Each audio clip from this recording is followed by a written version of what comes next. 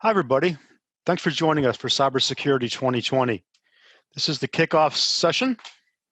I'm Gary Clark, Director of IT Risk Management at OSU Enterprise Security.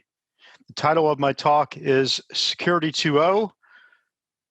We have security tools, but we need a thinking tool. So let's go ahead and jump right into it. How has 2020 been from a cybersecurity perspective? Well, like the rest of 2020, not so good. According to Bitdefender, global ransomware has increased 718% year over year. Ransomware is predicted to cost us $1.4 billion in the US and $25 billion globally. That doesn't include the downtime costs. 33% of organizations are paying the ransom, which keeps fueling this. The average downtime, 16 days. And if you include the downtime costs, that's an additional $9 billion in the US and an additional $170 billion globally in 2020 for ransomware.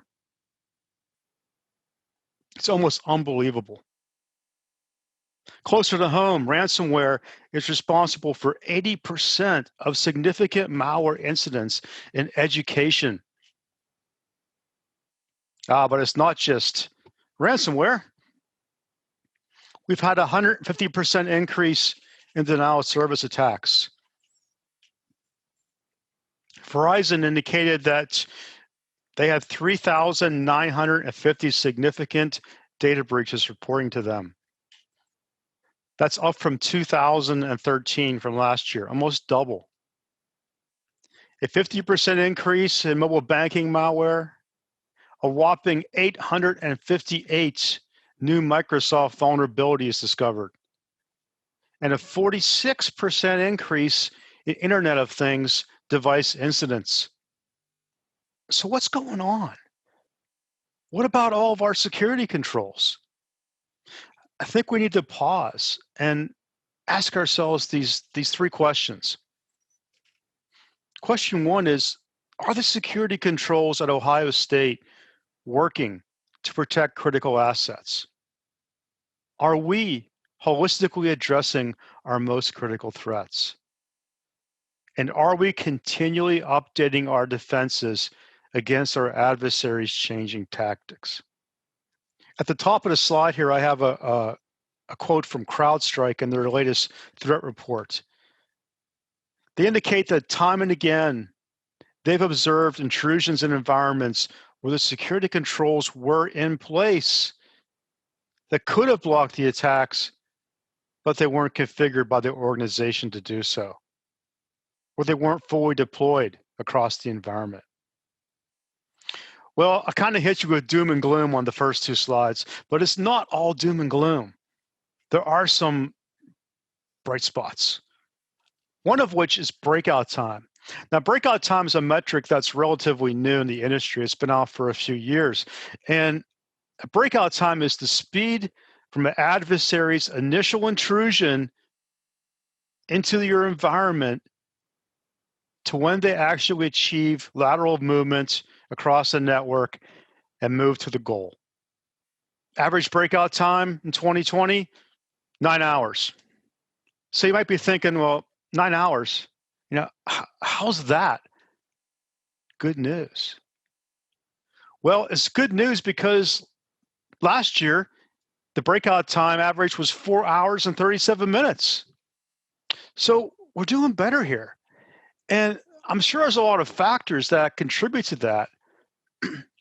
But I have to say that I think the security controls we've been putting in place are helping to increase that time. So our security controls are helping somewhat. They're slowing the attackers down, but we're not stopping them. Something's missing. If you look at the Lockheed Martin cyber kill chain, it's been out for a while. They have 7 different phases that an adversary goes through. The very first one is reconnaissance. They will choose a target, they'll learn about it, they'll gather information, then they'll weaponize. They'll build the capabilities. Then they deliver, and that usually is when they actually break into the environment, the initial access, the initial foothold. Once they have that, they'll usually try to execute some type of exploit to get privilege escalation. They'll try to evade defenses. Once in, they'll start to move laterally. They'll try to discover where the targets are that they want. They'll establish a command and control. Then they'll exfiltrate, or they'll execute the attack, and then they maintain, or basically generate persistence. That's the 7 phases. And we have 9 hours. We need to make sure that we are involved as defenders in all of these phases. Well, how do we do that? Well, to me, it's about adversary emulation. We need to understand the cyber criminal's playbook. We need to understand what our targets are at Ohio State that we think our adversaries want. What are the threats against those targets? And what are the tactics, techniques, and procedures our adversaries will use to get to that target? That's known as TTPs, tactics, techniques, procedures. And when you start to study TTPs, you start to see patterns. Bitdefender in 2020 in their threat landscape report indicated the following. While the first half of 2020 has been interesting, it's also shown that threat actors will double down on using the threats they know and have proven successful in the past. Adversaries aren't going to spend the time to create new weapons if the ones they have are working just fine. They want to cash in, get as much financial impact. They also want to get the information they need and get out. They don't want to keep spending time generating new techniques when the ones they have are working. So how do we determine these tactics? How do we determine the techniques and the procedures that our adversaries are using against us? Is threat intelligence the solution? Well, threat intel has been out there for a while. We keep getting more. We're getting better at it. We have a lot of public domains we can get intelligence from. You can go out and buy private feeds of intelligence. There's internal intelligence that we have. And threat intelligence is a good start. But the issue's been, how do you make it actionable to stop an adversary? Well, I think we finally have a means to do so. And it's by implementing a threat framework. There are several threat frameworks out there. MITRE, to me, is the best one. And later on, there's going to be a talk today that I highly encourage you to attend by Steve Romig on the MITRE threat framework. But whether you choose MITRE or a different threat framework, it's all about establishing a threat-driven defense. And a threat framework will help you do that. What's a threat framework do for you? Well, it helps you to harness that threat intelligence, to map the external and OSU intelligence that you have to those TTPs for the adversaries or the threats that we're most concerned about. What else does a framework do? Well, it provides that common language that we can use as a community to discuss threats, very similar to what the security framework's done for security controls. It provides visibility into gaps and defenses. We have 9 hours. We need that visibility. It helps you test your controls. I'll get more into that. And then finally, it helps you to integrate that threat knowledge that you've obtained and integrate it into multiple security domains. And by domains, I mean the different areas. This isn't just an instant response type of problem. This is the threat intelligence that we have in a threat-driven defense goes across all areas of cybersecurity, starting with policy and standards, assessments, services, DR. It should be integrated into all of them. It's a mindset change, but that mindset's been around for a while. For those of you that know about NIST, NIST creates a lot of good documents. That's the National Institute of Standards and Technology. And in 2012, they came out with a document known as 830, and that really had to do with taking a risk-based approach to cybersecurity, a risk methodology. And it's been well adopted across the industry. Most organizations adopt some type of risk framework. And in this risk framework, NIST described that in most cases, thankfully, actors don't have direct access to assets. The assets are usually contained within components, software components, and those components have vulnerabilities.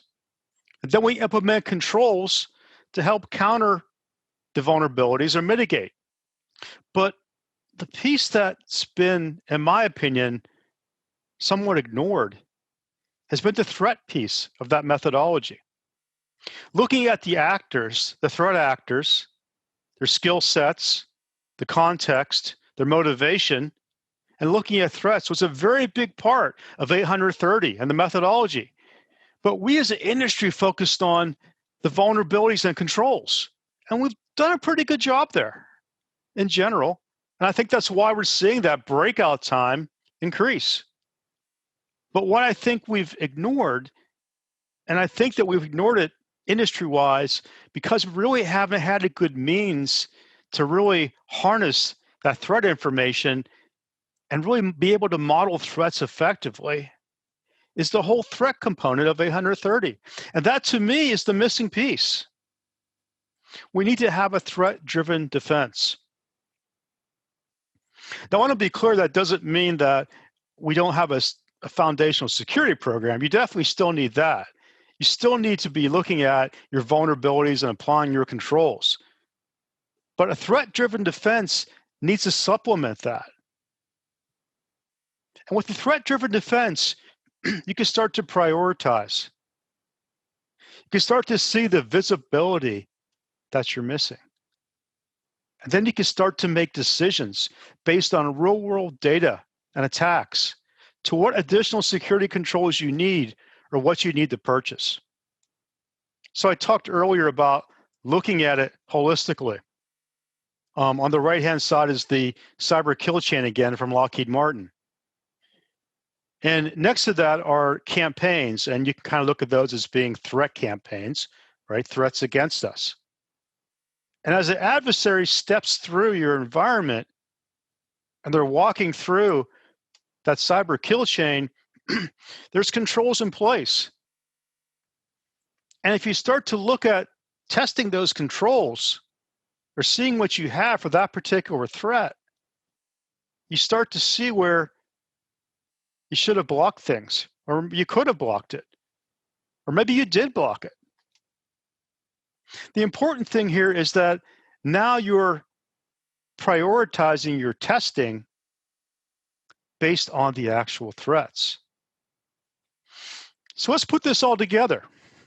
What's it look like from a process perspective?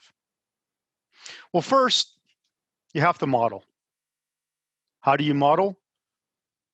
You have to get some type of threat framework. MITRE ATT&CK is the one I would recommend. It's well established out there in the industry. Vendors are starting to move to it. There's a lot of research being done on it, and it's being actively maintained. There's a lot of good data in there about actors, the tactics they use, the techniques they use, and their procedures. There's also a lot of good information in there about how you can defend against it and what data sources you need. And again, that'll be covered later in a presentation later today from Steve Romick. Then you can start to apply custom intelligence from your incident response, from Splunk, threat hunting. And when you do that, and you start to focus on particular actors The actors that want your targets. Maybe it's the actors that are going after educational institutions. Or maybe it's a particular threat or a particular risk that you want to focus on. Maybe it's ransomware. Maybe you want to focus on what's the most common ransomware out there today. What's being used today? What's most effective? By looking at MITRE ATT&CK, you can start to determine which groups are effectively using it, and more importantly, what the techniques are. And when you start to overlay these techniques from multiple groups and from attacks based upon a threat, you start to see that there's common techniques that cut across. And these become choke points. So if you want an area to focus on these common techniques. We also have to keep the threat impact in mind too, right? If you have a threat and it's to an asset that's really of little importance to you, do you want to spend the time? Well, maybe, but you want to spend the time first on those assets that are most important and are going to have the greatest disruption to what it is that your goal, what's the mission of your department, what's the mission of the university. Those are the threats you're most concerned about. Having a threat-based framework helps you to prioritize and start to narrow it down based on real-world data and attacks. Okay, step 2, test. You've went through, you've done some work, you've chosen your assets, you've picked some actors out that are executing on certain risks that you're most concerned about, or maybe it's actors that are just targeting your particular environment. You've done that. You've overlaid the information, you've found the patterns, you found the most common techniques. Well, now, how do you stack up against those techniques? Well, you have to test. Software development's been doing this for ages, right? They have all types of testing. They have unit testing, regression testing, system testing, integration testing, and boundary testing. I don't think we really do that good of a job in cybersecurity on testing. And I think we need to really focus on that. Well, why haven't we? Well, one, it's a lot of work, right? And you can't test everything. But now we have a means for testing. We test based upon a threat. We can now emulate an adversary and what they would do based on their techniques, follow their techniques and test. Become that adversary. Use those documented techniques that they use, focusing on the ones that are common first, and then expand out. Test your controls. If you remember the second slide that I provided, or the third, it talked about the quote from CrowdStrike, saying in a lot of cases, the controls were in place. They just weren't effective. They weren't working as intended, or they weren't deployed correctly across the entire enterprise. When you do your testing, make sure it's multi-team.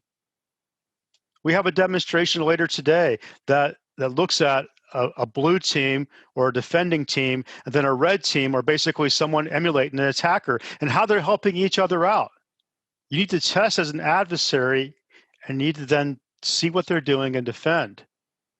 You've learned their techniques. You got that from your threat framework. Now test that way. There's manual testing. There's automated testing, continuous testing. You can automate playbooks.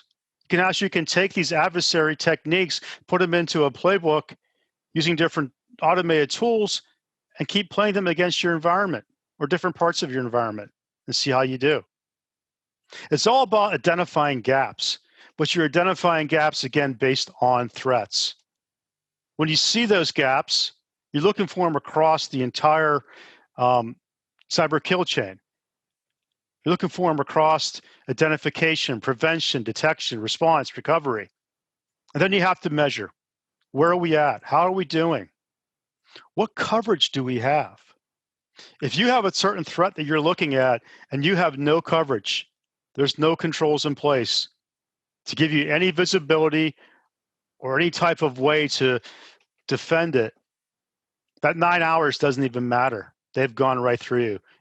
There's basically nothing that can be done. But at least if you have some coverage, That's better than nothing. If you're going to focus on something, focus on the areas where you don't have any coverage. With those threats that come in, and you basically have shown that, I have nothing in this area across my entire cyber kill chain. I can't stop this attacker, or do I have any visibility into what they're doing? What about control effectiveness? How effective are your controls? Which ones worked? Which ones didn't? I mentioned earlier about boundary conditions. Software developers know that users are all different, right? Adversaries are too. If they run into a control and you manage to maybe stop them for a second, they're going to try very quickly a couple alternatives to see if they can get around that control. Are we testing the boundary conditions of our security controls? And how are we responding? What happens when we do detect something? How effective is our team in responding to that? 9 hours. That's what we have. Then prioritize. We always have to prioritize. We can't fix everything. Even though we've narrowed it down to some of these key threats that we're first looking at, and we found some gaps, we still have to usually prioritize to say, we're going to fix this first, we're going to fix this second. And I've talked about that earlier on, is where to focus on that might be coverage, right? If you have little or no coverage in an area, how do you get that coverage? And a lot of times it might also be looking at your threat intel. Maybe you don't even have the data sources you need to even get that visibility. Well, work on that, right? That's maybe the first step. If you determine that I don't even have the data to even be able to trap this, detect it, that's a good place to start. A nice thing again about threat frameworks is they usually tell you what data sources you need.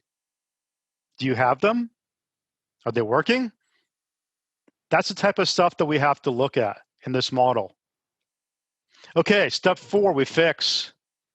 Fix existing controls, add new controls. But now you're basing those additional controls on some real data, right? Real world threat data. So if I'm going to go out and spend some money, I'm going to spend it trying to increase my coverage. Or I'm going to spend some time and resources fixing controls that I demonstrated don't work. And they don't work for important threats. Finally, I'm going to integrate. I need to integrate my learnings into the security framework, into my own policies and procedures, into risk assessments, into services, most importantly, into my decision-making. The threat-driven process needs to drive that threat intel. That's how we evolve. That's how we keep up with the adversaries. Okay, that's the process. And then you circle around again and you continue. You grab another set of threats and you rinse and repeat, right? And pretty soon you're capturing a lot of your most serious threats against your assets. Okay, to wrap up, does a threat-driven defense help to answer those questions that I posed earlier? I believe it does. I believe that the threat-driven defense is the missing piece. There's several presentations coming up that talk directly to this. I encourage you to attend those. There's also some presentations on software development, and now you're making those applications tamper evident, but also making them tamper resistant. So I hope you enjoy the day. I think there's some really good talks coming up. I really hope you enjoy it, and thanks for listening.